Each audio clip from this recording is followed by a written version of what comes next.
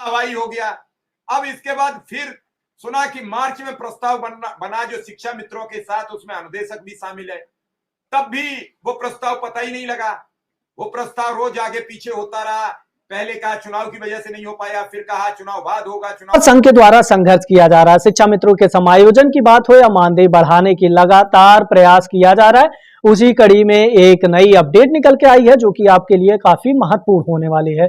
आप लोग पहले इस पूरी वीडियो को अंत तक जरूर देखिएगा। चुनाव बाद फिर उस प्रस्ताव का कोई पता लता नहीं।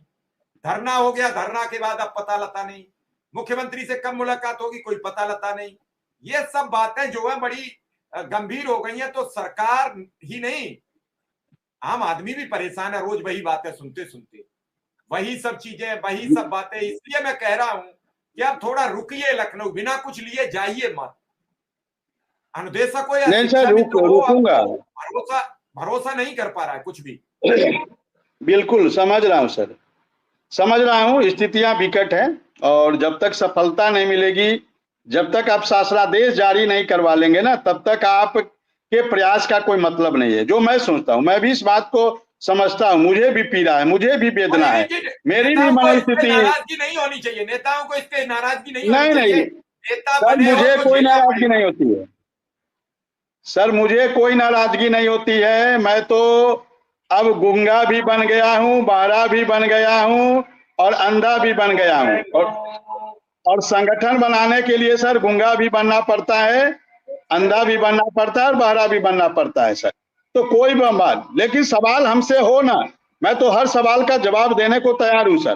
तो मैं सभी से निवेदन करता हूँ कि जो भी सवाल करना हो हमसे करे, कोई दिक्कत नहीं। हम लोग सवालों से भागते नहीं है सर, और हम लोग के पास जवाब देने का है भी, अधिकार भी है, और हम लोग जवाब देते भी हैं सर। तो हालांकि स्थितियां विकट है, हम लोग के अंदर भी पीड़ा है, हम लोग की भी अंदर वेदना है कि जब तक हम रिजल्ट नहीं दे पाएंगे, नहीं दे देंगे, तब तक हम लोग भी चैन से नहीं बैठेंगे सर। हाँ, संघर्ष तो बहुत हो रहा है, प्रयास बहुत हो रहा है, लेकिन रिजल्ट नहीं मिल रहा। तो रिजल्ट मिलना जरूरी है। बिल्कुल, अब समय हो चुका है, कल फिर बातचीत करेंगे। फिलहाल सबसे इजाजत मांगेंगे। दर्शकों का बहुत बहुत आभार। विनोद गुप्ता जी कुछ कहना चाहते हैं? विनोद गुप्ता जी कहिए, कुछ कहना चाहते हैं? हाँ सर, आवाज आ रही सर? जी आ रही है। हाँ सर, ये कहना चाहता हूँ सर, जैसे हमारे अभी संपूर्णानंद भाई साहब ने कहा है कि सब लोग एक होकर, आखिर इस तरह से सारे शिक्षा मित्र अनुदेशक एक होकर के, और सरकार सर इतने आसानी से देने वाली नहीं है किसी को। मुझे तो नहीं लगता सरकार, ये सरकार देगी किसी को, लेगी देगी नहीं, लेना चाहती लेकिन देना नहीं चाहती है। और बहुत ही दुर्भाग्यपूर्ण, जब तक हम बहुत ही कड़ा आंदोलन और बहुत सख्त रवैया नहीं अपनाएंगे, सरकार देगी होगी नहीं। जैसे हमारे भाई, एक सर हमारे जो इतने लोग मर गए, तो एक एक जान की तो कीमत है सर। हमारे साथी जो गए हमारे दुनिया से, हमारे बीच से चले गए, उनकी एक एक जान की कीमत है। अगर हमको मरना है तो सत्याग्रह करके क्यों ना मरे, लखनऊ में, दिल्ली में, हम घर में क्यों आत्महत्या करते हैं? बहुत बहुत दुर्भाग्यपूर्ण सर।